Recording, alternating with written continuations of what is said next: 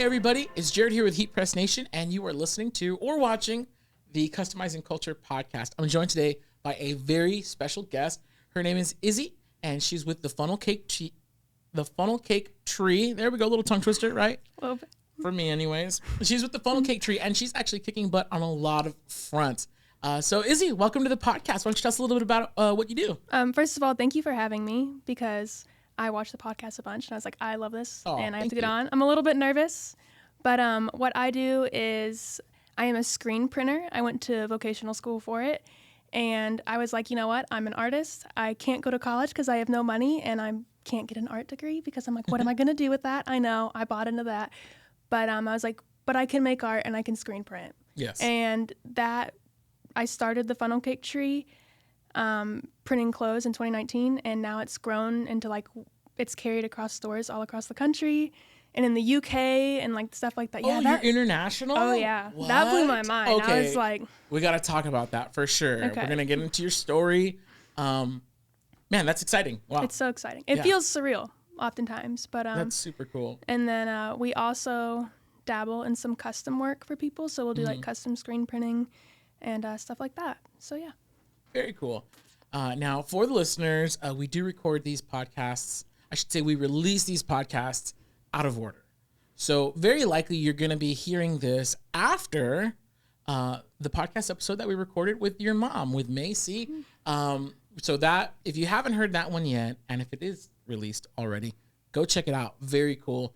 I don't want to say this is like a part 2 of that, but it's like definitely a part similar two, yeah. story Yeah. from a different perspective. So I think it's really cool. And again, not sure what the release order is going to be for this. But in any case, if you haven't heard it yet, go listen. And if it's not out yet, be ready for it. I'm glad you brought it up too. I'm like, should I be like, yeah, they recorded with my mom too. I'm like, so I'm glad you brought it up. I'm like, okay, cool. Yeah. I have to address that. So yeah. Yeah. So in that episode, she talked a lot about your story, but I'm really curious as to your perspective on all this, because it sounds like you're, and I don't want to like oversell it. I don't know if you have that syndrome. Like, I don't want to oversell like anything, but like from hearing the story, talking to your mom, I feel like you're like the heart and the soul of what's going on over there at the operation. I don't want to say heart and soul because I do get funny where I'm like, I don't know. I get this whole thing of like the comic books. Like, there's so much to it because I feel like it's very family. Like, it's so much about like me and my mom and my brothers. Like, I did put my face as the Funnel Cake Tree. Okay. I did, where it's like her business acumen is just like something that's like I can't even grasp I can't wrap my head around it. Like, she is so like such an entrepreneur. And so I'm like, yeah, even though I make the art or like I love the business and I am learning from her, like it's not just me. And, I also I don't like taking credit for everything because that means when things go wrong, you got to take credit for all of it too. So, Yes. but I've always been like, I'm just so grateful to do it. And I feel like we've come together and like, I feel so fortunate to be like, I have a family that has all of these skills that we complement one another. And that's really what it is. So I have my brothers always supported my art. And as much as like we'd fight or they'd be like, you're so stupid, you're ridiculous. They were like, but you're really Typical talented. brothers. Yeah. And that was such a big deal to me. And my mom was the same way, where it's like, it didn't matter like how much, even as a teenage girl being like, God, I can't stand my mom. But I knew I trusted her because like, Yeah. I was like, you want what's best for me. And this thing that people think they're like, oh, what she draws, that's cute, whatever. She saw like, there's something there. Yes. And you can do something with it. Man, that's so important. I feel yeah. to have parents see the value in what their kids are doing, especially when other people aren't. And I think that's really cool how your mom was able to see that for you. Yeah. And I don't know if she saw like the business side of it, but just recognizing your talent. I think that's really important. Oh yeah, and really being cool. like, you can do what you want. Like, it's not going to be easy. And that was always a big thing. She's like, this stuff isn't easy, but it's not impossible, and it's not like, the classic where like she always like hard work beats talent when talent doesn't work hard. Oh, Stuff dude, like that is I remember so like I heard good. that as a kid all the I'm time. gonna tattoo that on my arm. That's amazing. So, can you say that again? Hard work beats talent when talent doesn't work hard. It's like this, like it's kind of a cheesy boomer thing, but like I carried it with me of being so like, true, yeah. that's like a thing. Like that's cool that like people can have talent or whatever, and that's why I'd be like, oh, people are better than me. It's like, but I work hard. Yeah. Who cares if they're better than me or what I perceive as better, because I work hard. And like, so she really instilled that in us. That's so good because I feel like there's always somebody better. Oh yeah. Like no matter what I do, like so I come from a musical family. My three brothers are all musicians, and they're all better than me at everything that I do. And so at a certain point, I had to just come to terms with like, hey, you know what? Okay, my brother, one plays piano, one plays drums, one plays bass. I'm gonna play guitar, right? I'm gonna be different, right? And then they all start picking up guitar. And then little bass bro, he smokes me on the guitar. I'm like, okay, well now I'm gonna play drum. Oh well, drum brother, he's a prodigy. He's been amazing since he was like 4 years old. And so all these different things, like I had to learn. Yeah. That you can't get hung up on who's better than you. Yeah, because and I like the added thing about what you're saying. You got to work hard. So you can't just like, okay, everyone's better than me, I'm gonna suck. Like, no, work harder. Yeah, work harder. And it's like, and it's a race that you'll never win. To be like, I'm gonna like no, because then you're always gonna be better than somebody else. Yeah. But that's why you can't compare, because then it goes like, and I had to get to this thing. I still struggle with it. Like I have more to offer than just art or like business. Yes. So like that's just something that like supplements my life, and I feel like that is a career path I enjoy. So when your worth's not tied up in that. And I used to get all like, but I gotta be the best, and like, but I realized like that's a self-worth issue where like you have to have intrinsic value outside of that, because then when people are better than you, or you know, business like doesn't work out, whether maybe it's a great deal that fell through, or maybe just you thought, okay, I can trust my instinct, and then you messed up, it affects your self-worth because that's what you're tied to. And I'm like, ugh. Is there like an 85-year-old lady like living inside of you? Because that's just so much wisdom. I do crochet and bake. Okay, and garden. So obviously that has to be it. Yeah. No, but legit, like I'm not just like trying to like flatter. Like that is some really. I think a lot of people would get a lot further in life if they had the kind of grounded perspective that you have. So I really commend you. It's really cool. I give the credit to my mom and my upbringing. Like we grew up super Pentecostal, and we grew up super poor. Same. Which is like, that is, you know, we made jokes like you have really to be poor to be Pentecostal. That's like a prerequisite. You're like, you gotta. You're like, sorry. That is so funny. There was times, I didn't know we were poor, by the way, until we were old. Same. So like, I thought all the other kids paid the ice cream man with food stamps. Like, I didn't know that was like not normal. And then, you know, what's kind of cool is like the fact that now I'm all like, hey, wait, they accepted those food stamps. Oh, good. They were poor too. All right. Yeah, I was like, okay, it blew my mind. So we were driving down here. And I saw, I'm like, Jack in the Box accepts EBT. And I was like, that's so cool. I'm like, I didn't accept EBT down here. That's crazy. And a lot of they'll be like, I don't know, you got like these certain juice boxes and we don't accept that. That's just no, funny. Back then it was the corn guy. And I wish we could find you an LA corn guy while you're down here. I was talking to my mom about that last night. Yeah. They're so good. By the way, I did not realize I was poor when I was little either. Like we moved around a lot, and I thought that meant we were rich. Dude, all the time. I was like, "What do you mean? I've had like 12 houses." That's wild. Okay, so I was 15 when my parents finally bought a house, and I'm the middle child. So my older brother, he was already like ready to get married. He's pretty, like, if I'm 15, he's like 22. By the time they bought their house, finally, I was 15, and it was like my 10th move, and. Yeah, dude, that is so crazy. Yeah. Yeah, it is just that perspective, and I think it goes back to the upbringing and the culture of it, where it's at the end of the day where it's like I was so close to my mom and brothers, it felt like there was such like that dynamic there, or I feel like I just knew my mom loved me and cared about me. Like I had friends that like they weren't close to their family.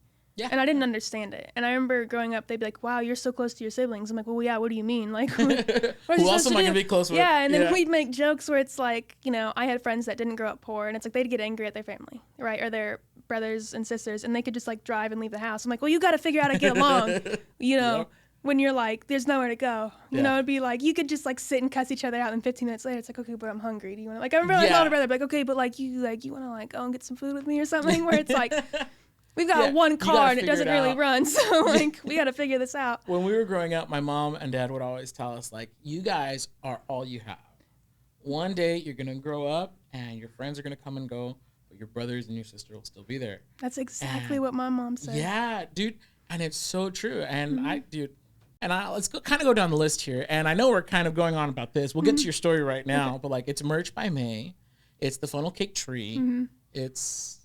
So basically what we started with is like we didn't have Merch by May at first. Oh, okay. We didn't. We did like custom stuff, but it didn't have the name Merch by May. Got it. And there's more like backstory to that. I have a crazy dad.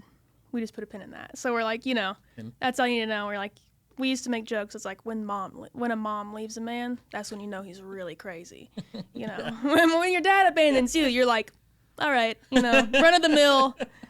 You don't want your kids, whatever. But when the woman's like, I gotta get out of here, you're like, oh, we see you're a little kooky, and we're like, we'd make jokes like that.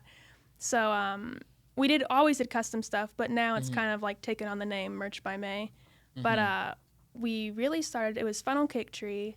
And then we would do custom stuff with Funnel Cake Tree because it was a brand and nobody knew it and nobody wanted to buy things from a brand they don't know. Okay. And then it was more like of the girly. I do a lot of like retro stuff that I really like. And then we also were like, we have to sell stuff that people buy, like the, like Jesus and dry shampoo or like whatever, like outdoorsy things. So then we had like a little separate side brand where we called them our Turn and Burn designs, where it's like maybe sometimes we'd buy like Etsy SVGs and just put them up on stuff just to get the ball rolling and money in. Got it. Because we were like, Funnel Cake Tree is going to be the legacy brand, and we're just going to do these other ones to get money in.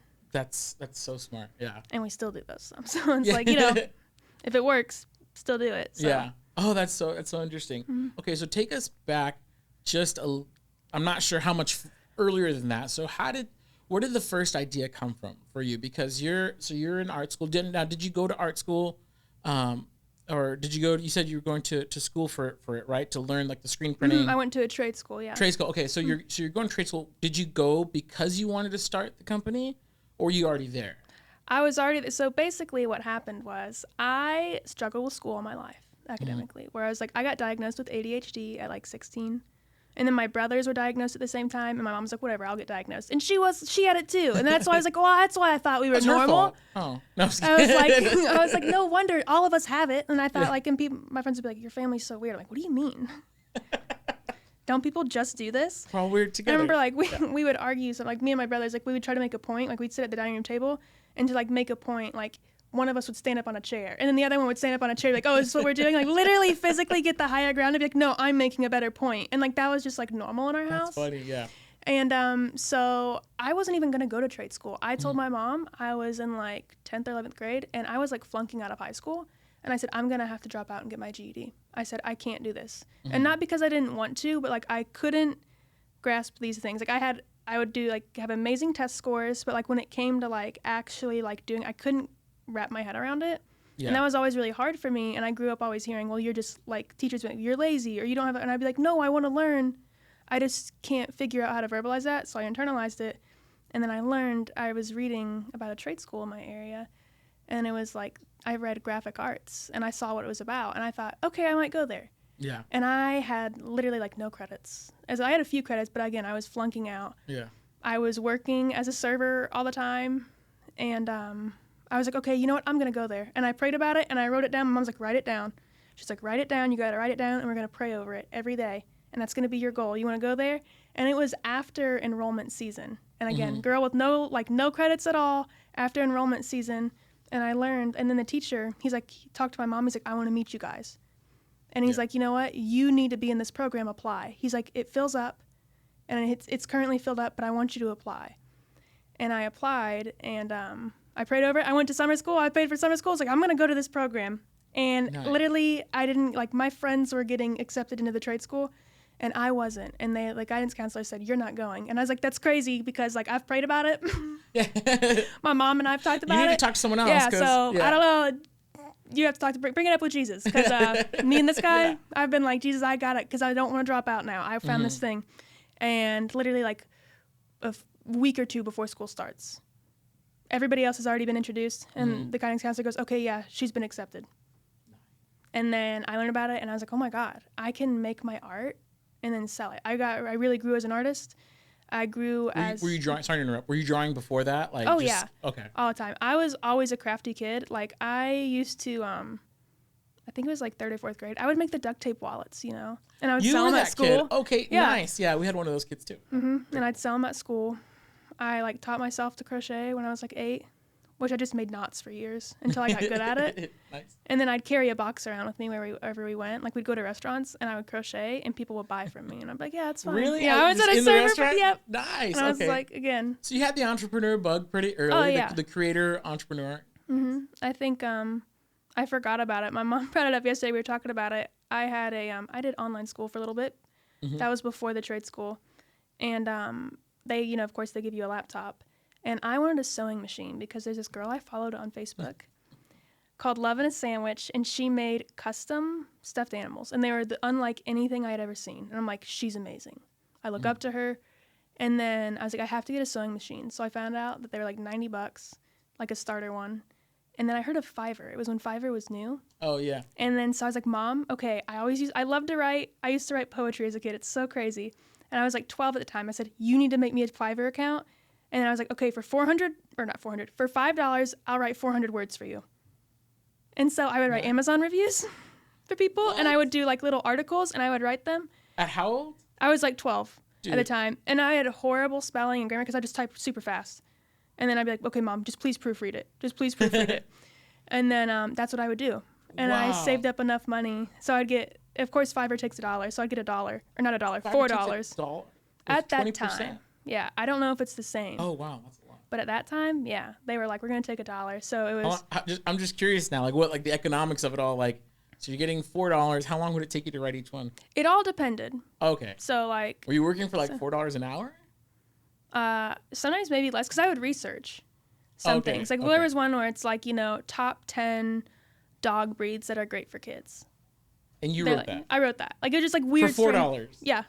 But I was 12. I was like, this is so cool. I could just sit in my room and write stuff. That's so cool. And I would do like, that's incredible. And that was when people were like, you know, do this Amazon review. I thought I was going to get sent products because they were like, no. Yeah, and I was like, you just want me to lie? And then I was like, well, whatever, fine.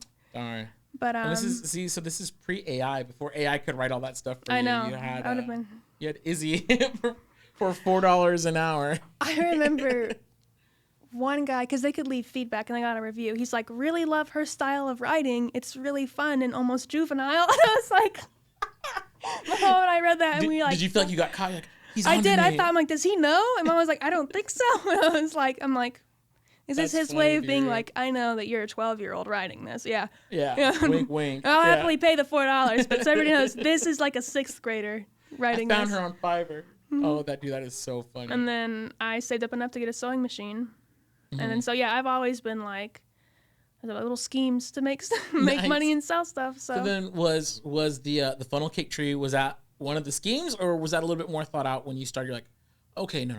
I'm going to do this. It's going to be this. Was there a little bit more, or did just, I don't know, was it like a spontaneous thing? Like how did the funnel cake tree get started? So when I was in trade school, I really, again, I grew as an artist a lot. And I'll never forget my teacher, like they do these things called job sheets. And they're just, oh my God, they're so annoying. Mm-hmm. And I remember being in high school and be like, they're so silly, Mr. Norris. Why do I have to do it? And he's like, you have to do it because you have to get used to doing these small things. Because in the real world, you have to do these boring tasks that mean nothing. Just like you have to get prepared for that. Yeah. And you can be an artist, but it's going to help you grow as a person and be employable. Like you have to have a plan. You have to do things you don't like on that front, even in art. And I remember I was late once and he said, listen, you're so talented and you're so gifted and you have phenomenal ideas. But if you can't make a deadline and if you can't do these small things that you think are stupid, you'll never have a job. Yeah. You'll never make it. And he said, I say this because I respect you. And he's like, and you have so much potential to be great. And he's like, it would be a disservice to you to not be honest with you. And I remember I was like 15 or 16 at the time. I remember like that hurt because I'm like, oh man, if I was a junior and like, cause you know, it's a 2-year program. That's how trade schools are. And I took that to heart. I'm like, okay, well, he's right. And I was like, he had enough respect for me to be like, I see something in you, get better. And then I was like, okay, cool. And it made me, that started this whole thing of me really thinking like I can do something. It was an outside influence saying that wasn't my mom. They had no. Right, he didn't have any obligation. Moms have to tell you. Yeah. Right? Moms have to encourage. Right. Yeah, and even though like I trusted her and respected her, I'm like, but that's still my mom. Versus this guy that he doesn't know me anywhere. He has no obligation to me, and he said to me, "You have potential to like do something and be something great. Yeah. But you gotta get this together." That could be game changing. Oh, and I guess for anybody listening, like if you're out there and you're in a position where you could be a positive influence on like up and comers, you really should. Yeah. It's so creepy how much we're alike because I feel like it's the same, like my mom, she's our band's biggest fan, right? Mm-hmm. And then it's like, okay, we would joke that like, yeah, we're gonna have a concert and then it's gonna be my mom And then she's now my brother's wife, but at the time they weren't married. Like, it's going to be my mom and then Pauline, and then they're going to be the only ones there for our concert. But then to have other people, and then, you know, as time went on, you know, we would run and meet different people, and they would encourage us, say, you guys got it, just do this, do that, tighten up. You basically do, you know, give us that feedback that we really needed as far as being professionals. And so, yeah, it's funny. I still don't consider myself a professional most days. Yeah. In heat pressing. Even though technically I am, right? By the definition of the word professional, right? Yeah. And so I try to go, if I see somebody like creating something, if I'm looking in like heat press Instagram, like the hashtags, I'll try to be like, hey, that looks dope. That's sick. That must take a long time. I try to be encouraging when I can, because like, I feel like an outsider telling you something good, like, I feel like that goes a long way. Oh yeah. And it can make the difference for a lot of people. Like, it's just that thing. Yeah. That was like a really big catalyst for me, him saying that, where I was like, okay, this is a person that doesn't know me. Would you say that like affected your like life trajectory? Oh, like absolutely. Nice. Absolutely. And I remember when, cause like I'm still in contact with him, and I'm like, gosh, I need to reach out to him more. But like, I remember telling him, like, after I graduated, I said, like, you changed my life. I was like, you like have no idea, like, this changed the course of my life. And then I think back, it's like, you know what, me listening, and like my mom and I prayed about it a lot, like me even applying to that trade school, right? And I think that is a big thing, and why my faith is so important to me, where like it made no sense. There was like, I was on path to dropping out. Yeah. And if I had listened to the guidance counselor and I had listened to everybody else, I wouldn't have applied because I had it was already filled up. Yeah. And like, I literally, like 10 days, maybe 2 weeks before school started, then they go, oh yeah, you're accepted, by the way. All my friends around me were going, oh, I'm accepted. That was like a month or two. They were getting invited to like the meet your teacher dinner and stuff. I like was like, oh no, I didn't get a letter because I wasn't accepted. And everybody was saying she's not accepted, but I kept believing. And I was like, no, I'm putting my faith in God. I'm just trusting him. I'm giving this to him, and it makes no sense to me, and I'm terrified. And like, this is what it's like. It starts with that like, you know, it makes no sense. I'm a human, you know. Yeah. I think about like, again, growing up, and I'm like, my gosh, I am such a Pentecostal kid. Because, you know, like everything, like, you know, everything you heard, it's like his ways are not our ways. It doesn't make sense to me. And like, if I trusted myself, I wouldn't have done it. Yeah. I would have been like, okay, well, yeah, I got to find a different thing. Yeah. Maybe I should go get my GED because they're not going to accept me. That's when the doubt kind of starts to set in a little bit. Yeah. That's that, like, I'm letting all these things, like, okay, well, yeah, I'm letting people or humans or, like, the circumstance at that time dictate what I'm doing instead of just being like, okay, I'm just going to try it and I'm going to believe. Yeah. And then if it doesn't work out, who cares? Because I have nothing to lose. What, am I going to, the ability to get my GED. You're going to drop out twice? Yeah, that's literally what I felt like. There's nothing to lose here. Yeah. And so then, yeah, that class made a huge difference in my life. And then him saying those things to me, and that was harsh to hear as a kid. That I just remember being like, oh no. But thank God for it though, right? Like, oh yeah.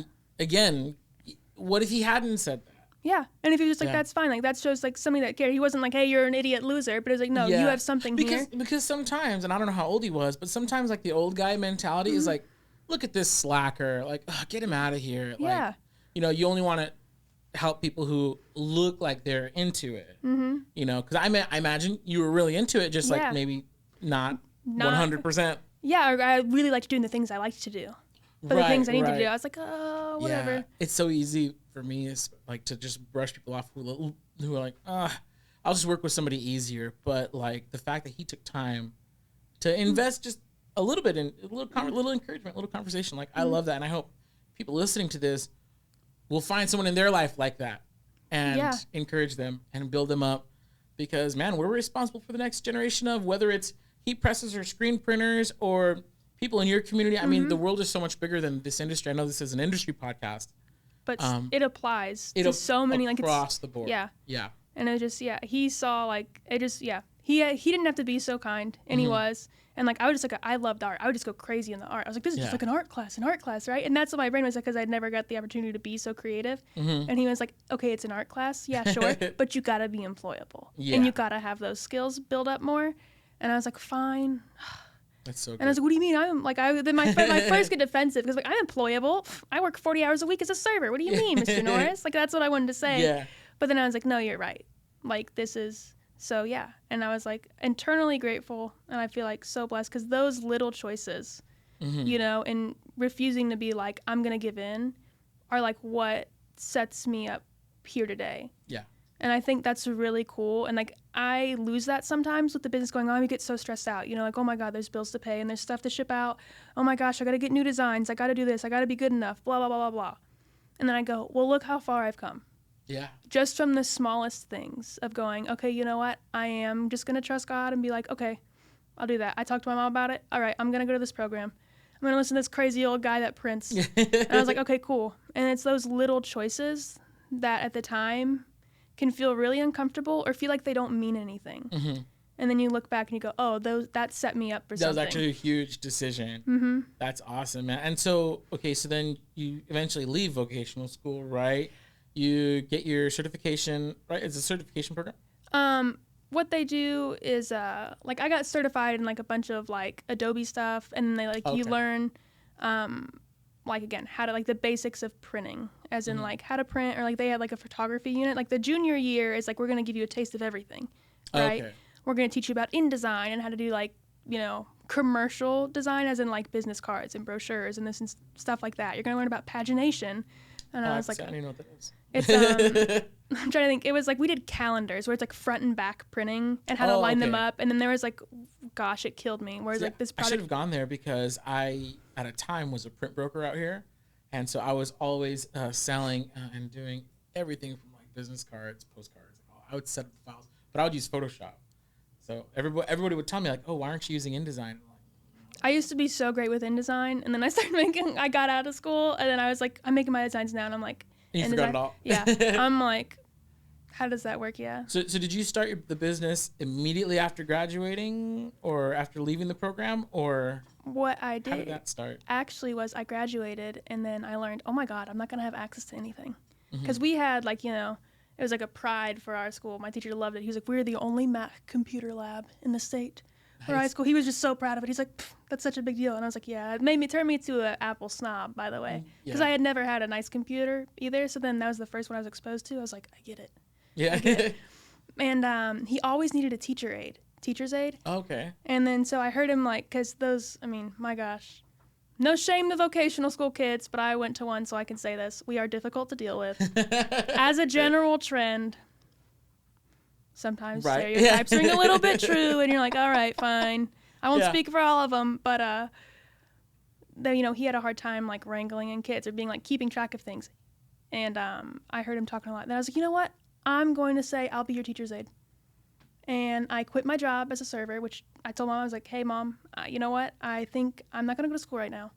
I think Mr. Norris needs a teacher's aide. I'm going to do that. And you know what? I'm going to say I'll volunteer for free because that will give me the biggest edge over anyone that has a degree, because I'll be like, you know what, I graduated at like the top of this program. I got like the special accolades or whatever, and all the teachers love me, and then the staff loves me. That's a big move, though. Oh yeah. Yeah. And it freaked me out, and I told her things again. That was another pivotal moment that make no sense logically. Yeah. Makes no sense in a human mind. Like, but you know what? I prayed about it. I told Mom, like, Mom, can you please pray about it? Like, I feel like this is what I'm supposed to do. And that's like a crazy big thing to step out in faith, especially as a kid that grows up poor. You're like, you know what? I don't have my job anymore. I'm not going to school, and I'm going to work for free. Yeah. And I remember being like, okay, this is freaky, but I had access to a Mac, and I could design. And he had a screen printing press, and I was like, can I use that after hours? Yeah. And he said, absolutely. And then it got to the point where he's like, you know what? The kids love you, and you're so great. You need to get paid. So he campaigned for me to get paid. And I was getting, after a few months, I was getting $15 an hour. And nice. I was like, this is crazy. And I got to work on the business. Very cool. Yeah, so I would design. Sometimes on my lunch break, I would like design and put things on mock-ups. Or, we were a print lab, so like giant like commercial printing places, around the area would donate paper to us. Oh, that's cool. Oh my gosh, so much paper. Like it is so, like there's an entire mezzanine stacked with paper. And, like, it probably went as far back as, like, 1996. You could find copy paper from them. Yeah. Wow. And so, like, he was like, you can use the paper to print out things, whatever you want. Because, he's like, that's no money for us. He's like, we have too much paper. And so I was like, okay, cool. And I would design packaging. And I would design, cool. Like, I was trying to figure out the shirts and stuff a little bit. I crocheted still. So I was like, you know what? I'll crochet, too. Yeah. In between all this, there was... I saved up money from my graduation, and then I got a button press. Oh, and so then I'd print buttons at the school, then I'd press them at home. I'm like, these are part of the funnel cake tree. I'm getting to that print area, and I sold crochet. So just building up the business slowly, a little bit at a time. I sold crochet stuff too because I had tons of yarn, and like old ladies loved me as a kid, and they give me yarn and stuff. Because how do they not? Like, yeah, little girl at crochet. So like, obviously. And so I was like, okay, cool. And I would like, make funnel cake tree tags, and we would go to we went to one craft fair, and I was like, we got to go to a craft fair. We had done them before when I was younger. And then I forgot how much I hated doing craft fairs because it's so much work. And when you do handmade stuff, you make very little money. Yeah, I bet. Because of all the labor that goes into it. We sold a good amount. Like, we covered, like, our base cost. Mm-hmm. So that was cool. But it's just, like, going out there to be like, all right, we're here. Was it more of, like, an advertising? Did it at least work for advertising? Like, getting the word out there about your business? Kind of. I had business cards. Mm-hmm. It was still, like, I was still working at the school. But I was really hoping. I was like, we're gonna make so much money. It'll be great. And we didn't. And I was a little bit like, oh, I'm discouraged. But people really liked the stuff I did have. Mm-hmm. And then I was like, okay, we got to find something else other than crochet that I do. And then I was like, I know how to screen print. And I've been designing already, and I'm kind of working on designs. It's like, we just need to start. Like, we really need to work towards the screen printing now. Mm-hmm. We need to just take the leap. And so that set that up. And then that was like the end of 2018. So I started, and then like early 2019, we were really like, okay, we are now the funnel cake tree is selling graphic tees. Nice. Okay. So that's what it was. I was like, I can try to do crochet stuff. And I was like, why am I doing this still? As I'm doing design and all this. It's because I was afraid. So then you gave up crochet for the funnel cake tree. Yeah, I'll still crochet for fun. Mm-hmm. But as far as selling handmade crochet items, absolutely not. Absolutely not. Gotcha. I'll write the occasional like crochet pattern. Because I'm like, I can sell patterns, though. I can't have a hobby without monetizing it, and it's horrible. That is a really awful quality. But I'm like, well, if I can write crochet patterns, I will. So I do that on the side, where I'm like, this is just fun. It's not real money, okay? It's like just for fun. Yeah. So I still crochet. Mm-hmm. Okay. Let me ask you this: where did the name come from? The funnel cake tree. Okay, so I love funnel cake. I'm okay with trees, but as a kid, I loved to write. Mm-hmm. Oh my God, I wrote so much. And I would read poetry books all the time as a little kid. Of course, I loved Shel Silverstein. Everybody does. I only know The Giving Tree. It's my favorite book. It's the only one of his I ever read. I love something about like Lights On in the Attic. It's like a collection of poems. I think that's what it's called. I'm like, I hope somebody's like, I'm a Shel Silverstein fan, and that's not the title of the book. And I'll be like, sorry, guys. But I remember I was like, I want to have a collection of poems when I'm older. Oh, that's cool. And so I would write all the time. And then I was like, but I don't know what it would be called. And I remember one time it was literally at like, it was something so stupid. Like I was probably 11. I was at Kings Island with my friend. And we were walking, and there's like this part where there's woods. And I could smell the funnel cake. And she would write a lot too. And like she had hippie parents, and they were really granola. And we were like these weird little artsy, weird kids. And I was like, oh my gosh, it smells like funnel cake tree out here. And there's a tree, it smells like funnel cake out here. And she's like, oh, there's trees around. And I was like, the funnel cake tree. And I'm like, that's got to be the name for the book. I was like, that's got to be the name for the book I have. And like, it was so stupid, but like it meant a lot to me because it's like the most like hopeful, idealistic little girl dream to be like, I'm going to have a book. And of course, I'm with my friend, and she makes art and I make art.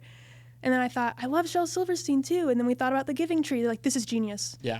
And then like, you know what? I think that was like, it's not the most glamorous story. It doesn't mean a whole lot, but for me, it's like that shows like, it's like me dreaming as a little girl. Like I'm going to make things. And you know what's awesome about it is that it works on so many different levels. So I'm developing a class where we talk about how naming your business is actually really important. Mm-hmm. And one of the big things this day is you have to be Googleable. You have to be memorable. Like if I tell you the name of my business, are you going to remember it? Mm-hmm. If I say Jay's Tees, how many Jay's Tees are out there? Yeah. Like, come on. So I think it's really cool that you came up with the name when you were a kid, and then you bring it to your business as an adult, and it works because how many other funnel cake trees are out there? Right. I had a little bit where I was insecure. I was like, maybe the name's not good, and that was when we had already started and people liked it, and then I got over it. I'm like, that's just silly insecurity. Like I really like it. I'm embrace it. So yeah, and it's been like this is like little Izzy's dream, and it's just kind of morphed. It's not a book of poems at all, but like. It's art that I make. You still have the book. Yeah, exactly. It's like now it's art that I make and people buy it. So it feels very true to the original idea. That's so cool. And I'm like, yeah. Yeah, I love that. So you've been creative since you were a kid, and now you're actually putting your creativity to, it's a business now. It's you, it's your family. You guys have a couple employees there at the company, right? So my grandma works for us. And we have somebody that like they'll do like VA stuff. My friend, we had to have an employee. We had a few employees that like at different times, and then things happen. As in like my friend had like I got to move away, but like she was an actual employee. I realized I'm not a great like. I hate to say boss because it sounds weird, but I'm not great at showing people things, if that makes sense. Okay. In the sense of like, okay, like we need to make systems. I suck at making systems, and that's hard to have an employee. But you're amazing at making designs. Exactly. Yeah, and that's actually something I kind of want to talk about. Like, so when I went through the funnel cake tree for the first time, I was just scrolling on Instagram and scrolling and scrolling and scrolling. So one thing I'm very impressed with is prolific creativity, like where somebody can do something creative a lot of times. Because for me, like I'm a musician, so I'll go home. I'll work on a song, not so much anymore since, I have a baby. He's 8 months old now. And so like I have no free time anymore. Before that, I would work on a song for like weeks, months, and still not finish it. And if I had one little portion of it that sounded half decent, I'd be super proud. Right. Mm-hmm.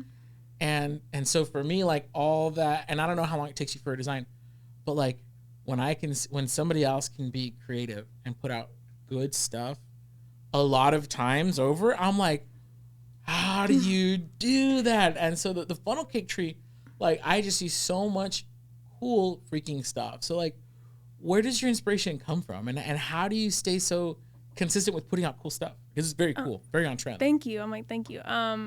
I feel like one, it's like as far as staying consistent, I throw spaghetti at the wall till it sticks. Okay. And nice. for as many, like, there's so much. Like, you have a lot more spaghetti sticking than the average person. I throw a lot of spaghetti though, so that might be it. That all that you see, like, that's a lot of spaghetti sticks. I'll be like, no. There's so much spaghetti on the floor. It's up to your ankles. Okay, and you're like, there's a lot on the wall. You're like, you have no idea how much is down here. But I think again, it goes back to like my upbringing. My mom was always super creative and fostered that in us, and like my brothers, where it's like I'll go to my little brother for like, what do you think about this design? And Logan, I don't know if Mom talked about it. Like Logan is my older brother, and we lost him when I was 18, and Cash was 16, and that was hard. And that also pushed the funnel cake tree so much. I was like, well, I got to do it now. We'd started. It's like, well, just go in full force. And then he was also super creative, and so I feel like it's just this environment of that. But like I have art now that like I'm working on a t-shirt design I've worked on for like a month, and I like it, but it's not finished. And so I have so much unfinished art, and when you scroll on my iPad or I have sketchbooks filled with things, you'll be like, oh my God, this is like the ramblings of a crazy woman. And I'm like, yeah. And then, but that's it. I take inspiration. Like I love music. Sometimes I'll just like listen to music, like what makes me feel things. Like, okay. And that sounds cheesy. And I'll be like, I love Neil Young. Mm-hmm. And like, you are an 80-year-old woman inside. I am, yeah. Okay. I was Neil Young. Neil Young. Neil Young. This guy's so good. But and I remember like when the funnel cake tree first started, and I couldn't come up with a design. I was like, what's the design? But in Old Man, there's a line that says, it doesn't mean that much to me to mean that much to you. Mm-hmm. And I loved that line. Yeah. And I was like, you know what if we put that on a shirt? I didn't know anything about like at the time. I was like, but it's stuff like that. And it's like, I know that's somebody else's quote, but I was like, but I want to make it mine, but that inspires me. And I like the feeling behind that. So I'm going to put that on a shirt. And so like learning to be like, okay, what does this invoke in me? Like, I like this. And then like, I raised by the internet, like a bunch of Gen Z kids. Yep. And I'll be like, watch out for that. So like, I have cousins that are 10 now. And I'm like, oh my gosh, you're even worse than I was. Oh. But things that make me laugh or inspire me, like what does this make me feel like? And it's, again, just me going, okay, what's funny? And it's ridiculous. And I'll stand up and go to my mom, like, what do you think about this? Is this funny? I'll go to my little brother, and he'd be like, it sucks. I'm like, fine, whatever. And so it's a lot of that. Do you ever, because I've heard it different ways, and most of my, like, when I, like, seek out, like, how other creators are doing it, I'm looking at, like, songwriters. Mm-hmm. And I've heard a lot of them say, hey, here's what you're going to do, man. You're going to go and you're going to sit at your desk until you write a song. Sit there for 2 hours, man. And I'm just there 2 hours, like staring at my screen, not doing anything. And sometimes it works and a lot of times it doesn't. Mm-hmm. Do you have like a focused design time where you're like, okay, I'm going to go to my desk, going to pull up my iPad, 2 hours until I get something? Or is it more spontaneous just as it comes? I'll have design time. It's more spontaneous, like coming up with the ideas. The design part is really easy. I love typography. I love colors. I love, like, that is stuff that's more practical. Like, if you understand color theory, if you understand how fonts work together, or if you have, like, an art background, that can be applied knowledge that, like, helps your design, versus coming up with ideas are more spontaneous. Like, I have to sit at home and be like, or even sometimes at work, I'm like, I feel inspired, or like, I'm going to write these down really quick. And then designs will be like, okay, I'm going to look at people that I like. And I like, I like the colors they use. What does that make me feel? And it's like getting inspiration from that, or even cartoons. Like, I grew up with Regular Show. It's such a dumb show, but it's so funny. And like, as I get older, I'm like, that's hilarious. I love that. Like, I think that's so funny.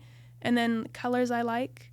And it helps me too. I used to always worry. I'm like, well, can I like get inspiration from things? I'm like, everything's derivative of everything else. Yeah. And that does not mean copy and steal. I've had people steal my artwork. Yes. Oh. Gosh. Oh, but it also means nothing is new. Yeah. And I remember I had a teacher too, and this goes back to my Pentecostal upbringing. I think, what is it like? Solomon says, like, nothing is new under the sun. Yeah. Yep. And that is so refreshing to be like, oh my God, nothing is new. You know? And I'd realize, like, I had an idea for a bumper sticker, and I had it sitting on my computer, the photo, I printed it, and I didn't post it. And it was like a quote, and I forget it now. And I saw another small shop. They posted the exact same thing, and I went, and that made me feel better to go, wait a minute. A good idea is a good idea. And I'm not as unique and special as I think I am. And that made me feel better to be like, I don't think this person's stalking me. They didn't steal from me. They also had a good idea, because everything is derivative of everybody else. And we can both exist. A lot of parallel thought going on out there. Yeah. And I'm like, and like, that's been really interesting. Like, I've had my own idea before. Like, I need to make this. And then I'll look and be like, see another person make it. I'm like, what? They did it first. But then I go, wait a minute. But it was first to me. Yeah. And so I think there's a lot of that. And when you let that go, it lets you be more creative. Have you ever had an idea come like, oh, that's dope, that's super cool? You do it, and then someone tells you, like your mom or whoever, you made a shirt like that like a month. Have you ever like recreated your own art without realizing it? No. I've written the same song like 7 times before. That's so real. Where every time I'm like, this is a good riff, yeah. And then I'll play it. I'm like, wait, shit. And it's just. I love that you said that. Me, so I, as total side note tangent, my older brother played guitar, and I was like, I want to play guitar too, because we like very musical family, and I want to get better than Logan, and it killed him. And I would just play. I was like, you know what, you want to play 2 hours a day? I'll play 4 hours a day. And I was all about getting better than my big brother. Yeah. And I'd be like, yeah, that's right. And then I surpassed him one time. I was like, fine, whatever. But we used to like write and make stuff together, and that just made me think about that. Where I'm like, yeah, I can't do the songwriting thing. I'll be like, no, okay. Yeah. But good, that's my zone. Yeah. You do too many things good already. Yeah. But no, it's funny because I'll sometimes like forget I start working on things, or I'll give my mom advice on design. I'll be like, what do you think about these colors? And I'll forget I gave her advice. Like, I made her some graphics for like Merch by May, and I just do so much, and I get so caught in my head. I forgot I made them, and I'm like, those look really good. And I was like, where'd you get those? She's like, you made those. She's like, I love, and this is recently, she's been like, you know what, I love how it's really refreshing that like you're very consistent. Like you forget that you make things and you're like, you know what, that was really good. Or like, you're like, this is what you should do. She's like, I never have to worry that you're like. She's gonna start selling you your own artwork back. Yeah, to you. Like, oh, where'd you get this from? Yeah, and I was like, I completely forgot. But no, sometimes I'll catch myself like, I love Cooper Black font, and it's like it's a great font. I know. Yeah. I'm like, this is a phenomenal font. It's so good. So I try to like, I'll catch myself reusing the same like types of fonts, or like I love color palettes. Like, these are my fave color palettes now. Like we got to get away from it, Izzy. And sometimes just to break it, I'll do like a color palette generator just because my brain immediately goes to the colors I like, and I'll be like, stop, Izzy, stop. Yeah. And that's hard to be like, I'm gonna make something with colors that I'm not used to. And that's like also advice, like do things you're not comfortable with. Yes. And even if like make bad art. Gosh, make so much bad art. It's like the best way to make good art or good design is to make so many bad pieces of art. Lots of spaghetti thrown. Yeah, and just show up. Or like I have like written so many horrible like poems or like copy, and then eventually you're like, okay, this one's not horrible. And it's a lot of that. It's so, but yeah. Your stuff is really on trend right now. Like, if anybody's looking for, don't steal her stuff, you guys. All right, don't steal it. But if you want to know what's hot right now, head on over to the Funnel Cake Tree, because your stuff, you're really hitting it really hard right now. It's super cool. You have, and I don't know what the right term is, and you can correct me. It's almost like a hippie 70s groovy kind of flowery. What how do you describe your style? So I kind of go, and this is like, I know it's not cohesive for like an actual brand, and that's hard for me. I've battled with that, but I'm like, you know what? I put my face as the funnel cake tree. I'm gonna do what I like. So like sometimes, like I love the very like hippie, flowery, granola-y stuff. But like, you know what? I also just like kind of stupid, idiotic, funny things. Like I love Zoomies, and like I have new designs now, and I've some stuff I've released before where like it's very like the I hate to say I love Zoomies because like this brands they carry in Zoomies. That's better. Now I'm going to be like, a lot of people are like, oh, local skate. I'm like, yeah, that's fair. But that skate style too, like I absolutely love that. So then it goes like, okay, what do I like? And then I just put it out there. And I'm struggling with that currently actually now. I tell them, I'm like, maybe my aesthetic's not cohesive. And she's like, well, what do you like? People like what you like. That's what she said. She's like, you've made this your whole thing. Like Izzy's part of the funnel cake tree. She's like, you like what you like. And people buy it, and it's authentic. So I'm like, I like how you're saying that it's authentic. What would you say for, okay, so me, I have a t-shirt line, and let's say, man, like I want to be on trend too. Like maybe my stuff is dated, whatever you want to call it, it's old. What would you say for people who want to be on trend? Because hey, we provide a print service, right? We're all trying to make money. Like no one's doing this for free. You know, what advice would you give somebody who wants to be on trend? Should they just hire a trendy designer? Are there resources they can use? You know, like what would you recommend? For me, I go first before deciding what you want to make or like what designs, who do you want to sell to? Oh, that's so good. And that's better because like I have, and like, you know, it's like internet marketer lingo or funnels. Like they talk about your avatar. Like I have a very clear picture of the person who wears funnel cake tree. Okay. And the person, I'm like, okay, this is their personality or his or her. How do they act? What do they like? They're people that I could talk to and they would like vibe with me. And then I go, now I have a better idea about what to make. And so I think that's easiest because it's really hard. And I struggled with this when we started where it's like, what would people buy? What would people buy? Or I'd be like, well, that's cute. There's things that I think are cute and maybe I'll wear, but they're not things that I really like. And so that can get really difficult. And you kind of, there's a lot of noise going on. And it's really big, well, this is what's trending. This is what's that. Because find who you like first. And because, like, I can't sell to everybody. Even if it's trendy, like, there's so many people that don't like funnel cake tree. And that's good because I can't reach everybody. And that's fine. And I think when you are... Nobody could reach anybody. Yeah. The biggest brands in the world have their set people. Yeah. And it's like, there's this thing, gosh, cheesy motivational quotes totally work on me, by the way. I'm here for it. I'm like, that's right. That's so good. But it was like, you know, when you're just living, again, authentically, I feel like that's such a hot, like a buzzword or whatever. I'm like, sometimes it's overused. But really, like, if you are just being honest and upfront, like, you're going to deter people just naturally. And that's good. And that's what you want. You don't want everybody to like you. People are not going to like you or your designs, and they might be mean about it, but that's good. So find who you like and who you want to sell to.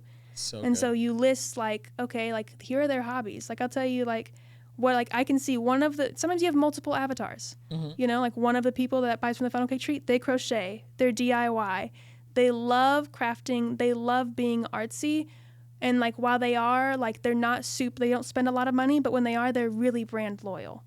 And that's like a lot of our customers are like that. They're harder to convince, but when they are, they're like, they are your person.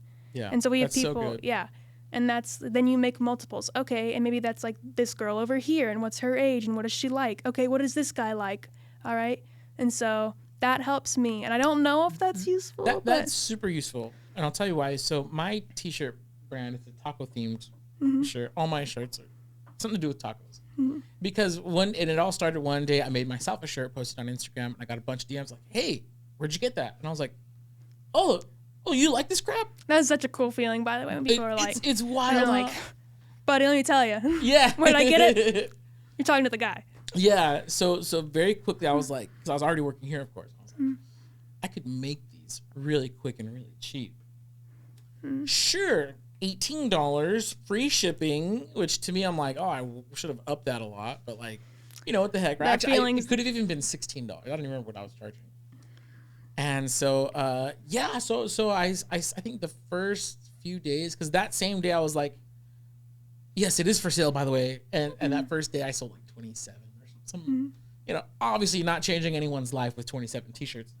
But still, I was like, dude, there's 27 people. And then what was trippy was they weren't all my friends. There were some people who had seen a repost and they wanted to buy one. So I was like, I don't know you. And so that started my whole journey. And then, and so basically what you're saying about finding the avatar, who are you selling to? That makes sense to me because my designs that sell are the ones that I like the most. I've released a couple that I thought were on theme. I thought they were on brand, but I didn't like them. Yeah. I just did them because I thought they made sense. I didn't really like them, and nobody else liked them either. Yeah. And so, which is funny because as you're saying this about like, find your person, find your avatar, find who's going to be buying it. I'm like, I am that. Basically, so for me, I'm like, wait, I am my own avatar. Like, I just need to make sure it's that I like for myself, and it's I love it because it's like unlocking a little piece here. So I mean, and then I know that if I'm receiving some really big time value, I hope there's listeners and viewers who are you guys who are watching and hopefully taking a good portion of saying, hey, I'm gonna go home and I'm gonna figure out who I'm selling. Yeah. And I feel like, and don't make it personal. Oh gosh. And I know I just said it's a lot about it is your identity, but like you can't get wrapped up in it because I've made it personal before where sometimes I feel like I missed the mark and it's hard. And it's hard for me to be like, oh man, oh my gosh. Or like, you know what? There's times where like I've done a really good shirt design or a really good sticker design and we sell tons. And I worry. It's all these doubts. People are like, is this it? Have I reached it? Is this like, is this it? Is this it? Like, oh my gosh, am I not going to like people like this one, people like that one? It doesn't matter. And I think that's as much as it is like you take applied knowledge and learn skills and realize it's not as big of a deal as you think it is. And you can do everything right. And you're not responsible for the results. You just take it and you learn. And that's been the biggest thing for me. Cause like, you know what? I realized my retail customer or the avatar is different from wholesalers. Oh man, that is huge. And that was hard because like, my best selling stuff, like I would do designs that I knew I loved. Or like this, even stupid and cute. I love this one, right? That's funny, And our wholesalers, like our boutiques that buy from us, trust us more now. But like, and even then I'll release new designs. Like this is going to go so crazy for wholesale, but they don't buy it because they realize like they're older women. They're typically like, you know, our retail customers, my avatar is typically more West Coast or just coastal cities. Even like we got a lot of like East Coast and New York and stuff, but it's like younger people that go, that's funny. The boutiques are older people. They're like, we don't know. So it usually takes them about a year and a half or two, really, to get that. Interesting. Yeah. And then stuff that I thought was dead that I believed in, wholesale, oh my gosh, give it 18 months, it's blowing up. Oh, that's good. So there's like a lag between retail. Oh, that's incredible. It's really interesting that you guys are doing the direct-to-consumer thing and wholesaling. So people can find the Funnel Cake Tree in their own stores, boutique stores, and they can also buy from you online. That's really amazing that you guys have pulled that off. After being in business for just a couple of years, I feel like it takes a lot of people a long time to manage that, figure that out. Will say too, find brands that like there's this thing again, more internet marketer lingo, annoying. Bring it on, bring it on. I have like a Dream 100, which is like, but I was like, no, I'll do a Dream 10. It's like 10 brands that I could identify myself with, that they are a goal of mine to reach. And I was like, okay, so what do they do? And I was like, I want to see, you don't copy them, but you see what formulas are they doing? How do they post? And how do they get into stores? Okay, cool. I'm going to watch that. And I realized too, if you do start your own brand, it is easier actually to have a wholesale line than do direct to consumer. Really? I would have assumed it was the opposite. I would have too. But like, you know, we walked around to boutiques being like, look at these shirts that we offer. These are the shirts we offer. So you guys went door to door. Okay. And we also had then fair. And then what you do too is what helped us is people didn't really want our designs. They're like, what's the Funnel Cake Tree? The designs are cute, but we don't know you. But then we like, okay, we had offered custom shirts and like we did your city/state, but it was rainbow. So it was like red, orange, yellow, green, blue, purple. And they would buy custom shirts, but then they'd also carry the Funnel Cake Tree. Cause like, okay, we'll buy a few shirts too. Yeah. And so that got them more in stores. And when you don't have money, it's harder to make one shirt and ship it than it is to make 12 shirts and ship those. And so you're making less per piece, but your order, like the order volume is much higher. And so it's getting that ball rolling. And then, of course, then I go, okay, we watch, how does it do wholesale? What are they buying? Wholesale, it's now market tested. Okay, the people, all right, cool. Do what makes you happy. Even though it was slow to start off wholesale, there's a place where like they would order like $2,000 and just do what makes you happy. Wow. And they would order them over and over again. One of our best customers, I go, that's market tested. And so then we started screen printing funnel cake tree in the back of the shirts, taking out Bella canvas. And then I was like, all right, cool. And I would put special messages on each size. I was like, anybody can sell a t-shirt. How do you make it different? Mm-hmm. And then it goes, cool, now the customers trust the brand. And then we branched out to retail. So I'm always like, do wholesale first. And it's harder. And like, gosh, walking up to people and saying, buy my shirts, it's awful. And it is hard. And when people look at you like, no, crazy lady, you're insane. You got to get used to a lot of no's. And you got to get a really thick skin. And you got to understand it's not personal. Yeah. And that is the biggest thing. It is so not personal.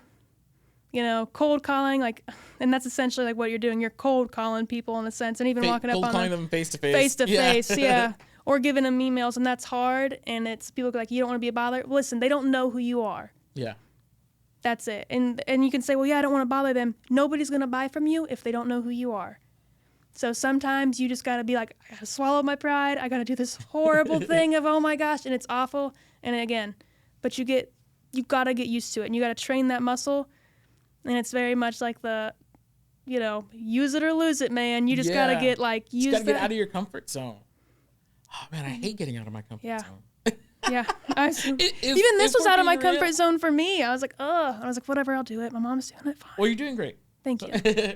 And you know, and that's funny because like, I feel like there's been times where I love my comfort zone, bro. Like I have a hammock in there. Yeah. It's chill, right? Yeah. But the times where I've actually like done good in business, like with my side businesses, I should say, was when I got out of it. Yeah.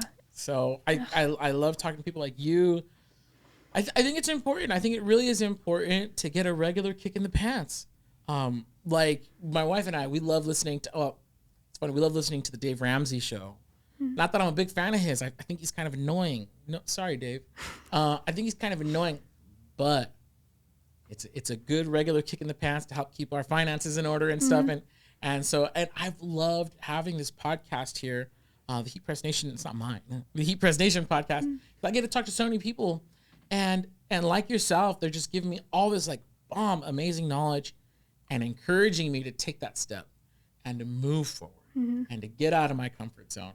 And so, yeah, I really want to thank you for that. I want to thank you for your transparency. Like, there's so much wisdom in there. I don't know.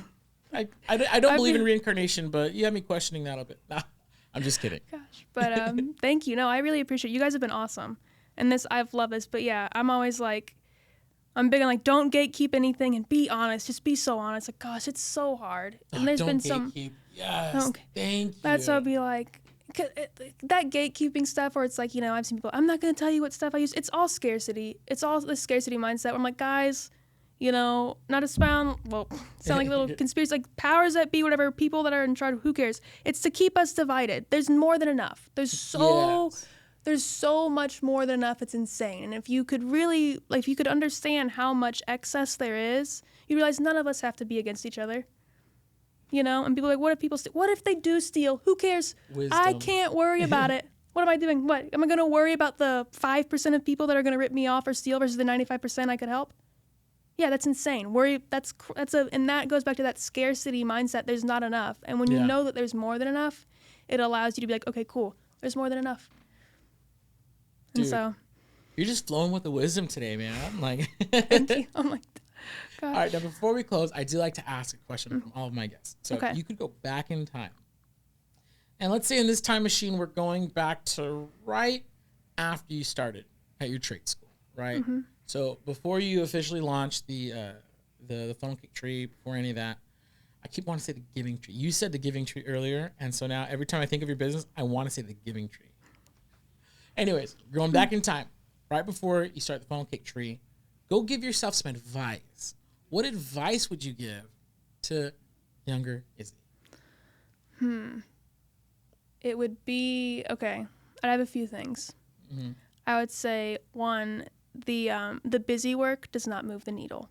The work that you think that makes sense, that goes printing shirts, you know, I got to just do it now versus actually working on the business and new designs and marketing that doesn't give you money right away is just that, just busy work.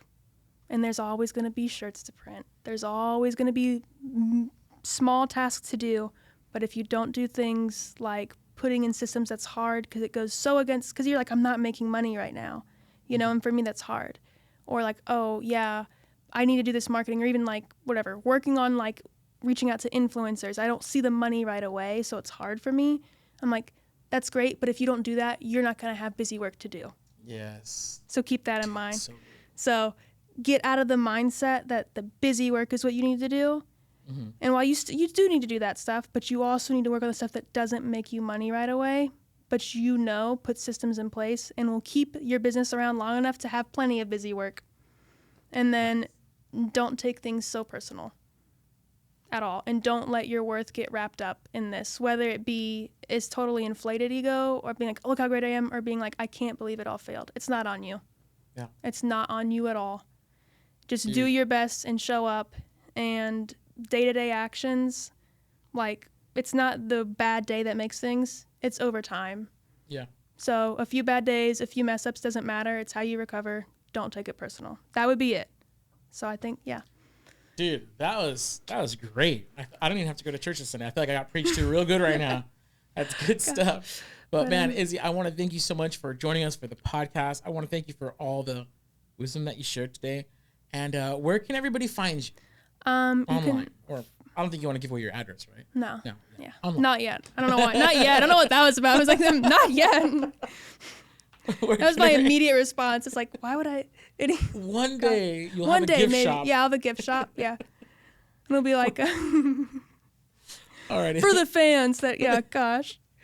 But you can find the Funnel Cake Tree. So we have thefunnelcaketree.com. And then I'm on Instagram, Facebook, TikTok. I have a YouTube, which not a lot of videos on. That's when I was still doing crochet stuff. I have crochet tutorials. But it's all the Funnel Cake Tree. So at the Funnel Cake Tree. Nice. So yeah. Awesome. So you can find us. Once again, Izzy with the Funnel Cake Tree. Thank you guys so much for joining us for the Customizing Culture podcast brought to you by Heat Press Nation. My name is Jared. This is Izzy, and it's been great. Thank you guys. Thank you.